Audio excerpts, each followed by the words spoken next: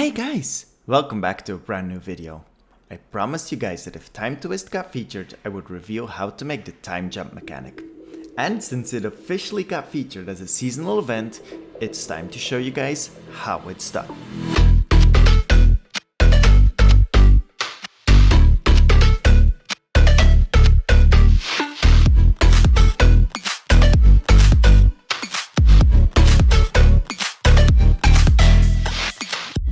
So I actually used this exact same mechanic in two completely different ways.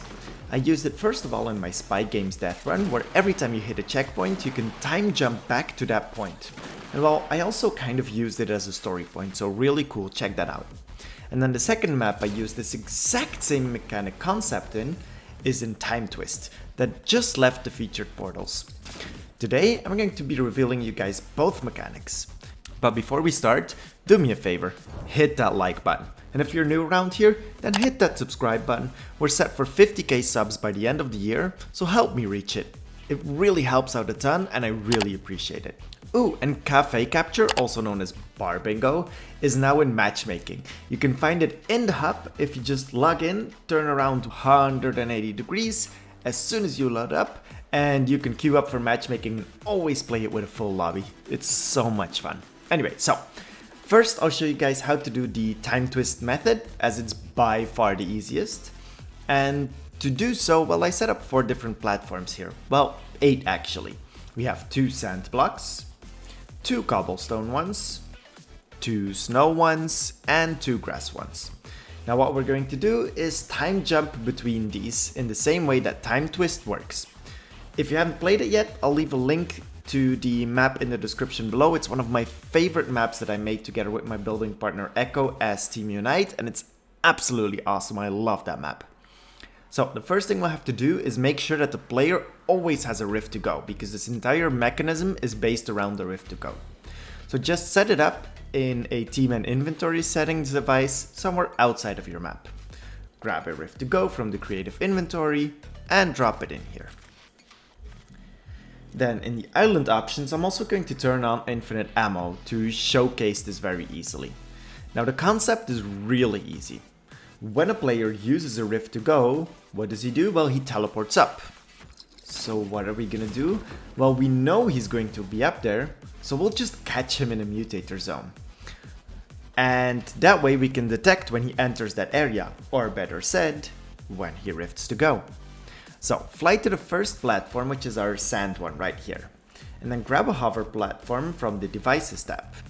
Make sure that building to prop is off, and then place your hover platform and position it right onto your sand platform, or well, whatever part you want to use.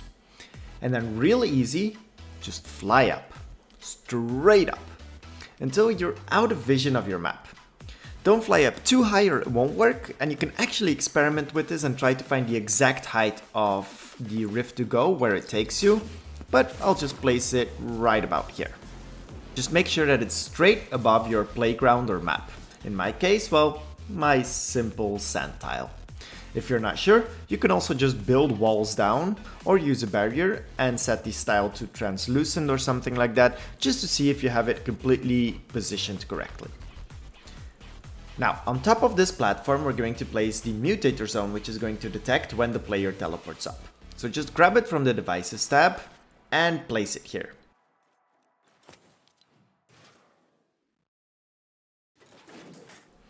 First thing we'll do is change the height to 100, so that even if we didn't calculate it exactly, we know that when he's anywhere above this platform, we'll catch him. And then you can change the width and the depth of the mutator zone as you want. For my example right here, it's only 1 tile big, so I can just leave it to 1. Now there are 2 very important options. The first one is allow weapons. Because of a bug, you won't be able to shoot anymore until you respawn if you leave this option to no, so we definitely need to turn that on. And then scroll down and set the on player entering transmit on to a free channel. Here it's a brand new map, so just channel 1. So what do we have so far? If a player uses the rift to go, he'll get sent into the sky. And as soon as he does, the mutator zone detects that the player is in the sky and transmits on channel 1, which is the one we just set. Now very easy. What are we gonna do? Well, just use a teleporter to teleport the player to the desired location, and that's it. So grab a teleporter from the Devices tab and place it right here on the other platform on the other side. And configure it as follows. Remove the target group and group, just set it to none. Set the visibility, visual effects, and sound effects to none as well. You can leave these on, but it kind of ruins the mechanic a little bit. And then right under it, we have the ta-da! Teleport to when receiving from. Now what could we possibly bind to this? That's right, our channel 1, which is the one as soon as you enter the sky from that other sand block, you'll get teleported right here. And that's all folks for the time twist, time jump, time warp mechanic. But this was the very easy version, and the Spy Games one was quite a bit more difficult. But before I start that, let me just expand on what we've set up here so that I can explain it even more, and if you didn't follow along or you got a bit lost, then you can use this again.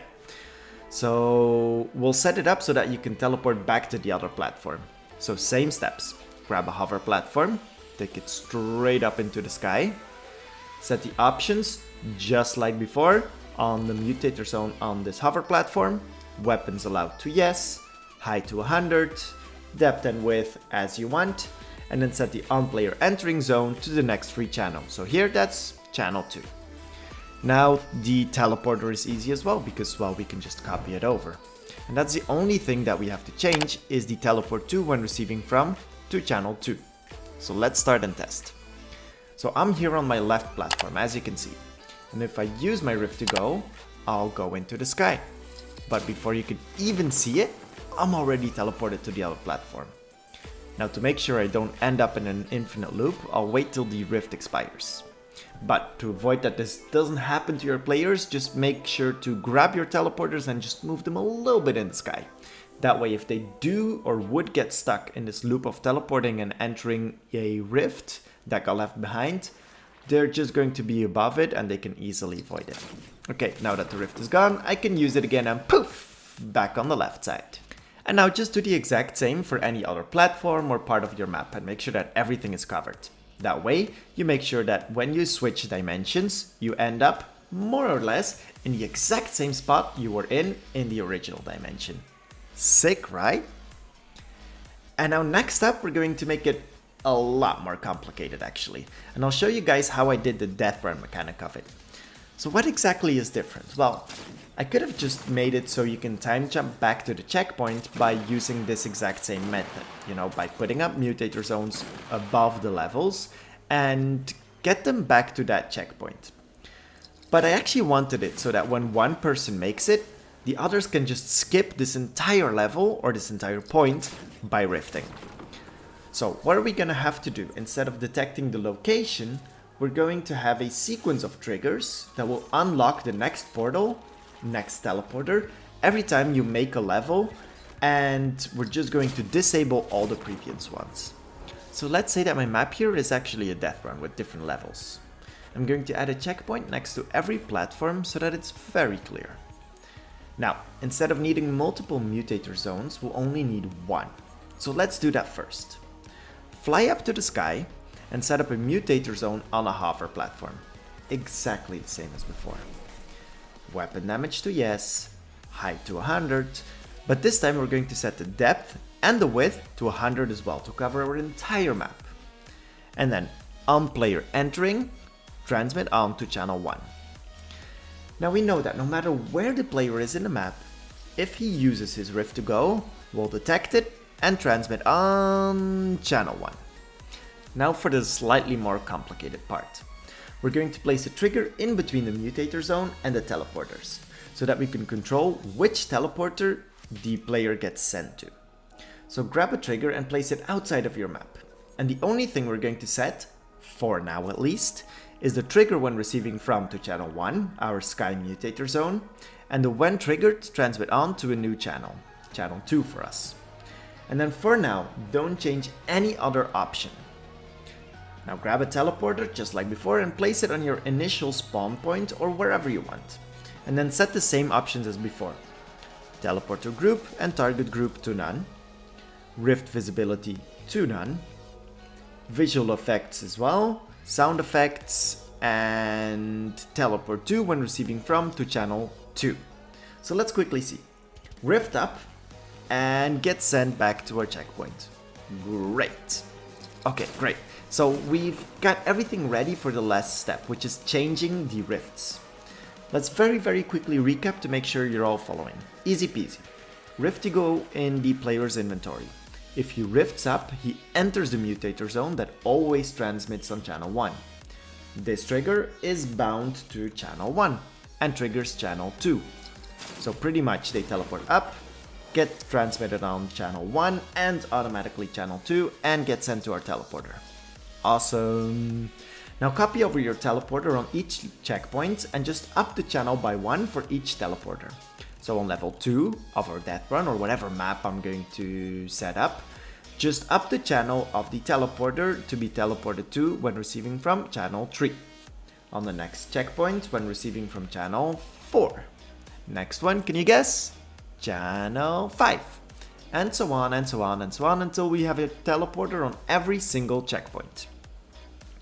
Now, finally go to your first checkpoint after the initial teleporter, so basically level 2. And on this checkpoint you'll see an option saying on first activation per player, transmit on, and this is what we're going to use to detect what the furthest checkpoint is that has been hit. So we'll need to bind new channels to all of these as well. And to make sure we don't get confused in channels, I'll use channel 100. On to our next checkpoint, here we'll bind channel 99 on first activation. On to the next one, channel 98, and so on and so on and so on and so on, until you have every checkpoint set to a different channel. Now for the very last bit is binding these channels that gets called when you hit these checkpoints to the trigger from the mutator zone. So, last step. I'll first set up all the channels and then I'll recap to explain a little bit better once it's all implemented. So just follow along now, hold on, and then it will make more sense because we have it all implemented. So copy over this trigger we added before. The one that when you hit the mutator zone teleports us to that first teleporter. The first thing we'll have to do is change the enabled on game start to disabled. Then leave the trigger when receiving from to channel 1, that's the one in the sky, that's fine. But change the when triggered to transmit on from channel 2 to channel 3. And since we have it disabled at game start, we need to enable it at some point. When exactly? Well, when we hit that first checkpoint. So enable it on channel 100 and disable it on channel 99. 99 is the channel of the second checkpoint. Now our previous trigger here needs to disable when we receive from channel 100. Okay, that went pretty fast, I know, just let me step back and explain a little bit. Our initial time jump point is this teleporter right here, which receives from channel 2. And channel 2 gets called when someone rifts, and then it calls that trigger and sends us here. Now the next teleporter uses channel 3 and is bound to the trigger here right next to it, which isn't enabled yet. But also checks when someone is in the sky. Just in the beginning it's not enabled yet, so it doesn't do anything yet. Now what happens when someone hits the first checkpoint? Well, they hit the checkpoint, transmit on to channel 100, which disables our first trigger bound to our first teleporter and enables the second one, meaning we unlock the second teleporter and lock the first one. And now we'll just keep doing this last part. Copy over the second trigger, change the enable to channel 99, which is the one that gets called for our third level. Disable it on channel 98, which is the fourth level. And when triggered, transmit on channel 4, which is our next teleporter. And then just keep repeating this and you're all done. So for every level, or well, time jump point you want to make, you'll need 2 channels. One for enabling the correct trigger, and one for teleporting to that teleporter. So let's try it out. If I rift before hitting any checkpoint, I'll always get back to the start. But as soon as I hit a checkpoint, I enable the rift on that checkpoint, well actually the trigger in between, which allows us to now time jump to this point. And every time I hit a new checkpoint, the next rift unlocks. Now the cool point is because this uses these triggers, anybody else in the map, when they use their rift to go, they will also get sent on that trigger, on that channel, and jump to this exact point. And ta-da! The full mechanics are done. That got a little bit complicated, didn't it? But the base concept is so easy and so fun to use, and I can't wait to see what you guys come up with. So, if you stuck around till the very end, then I just want to say I really appreciate it. You guys are the ones that make these videos do so good. If you're still here, then hit that like button, hit that subscribe button if you're new around here. And that's pretty much it, guys. I'll see you guys very soon. Peace!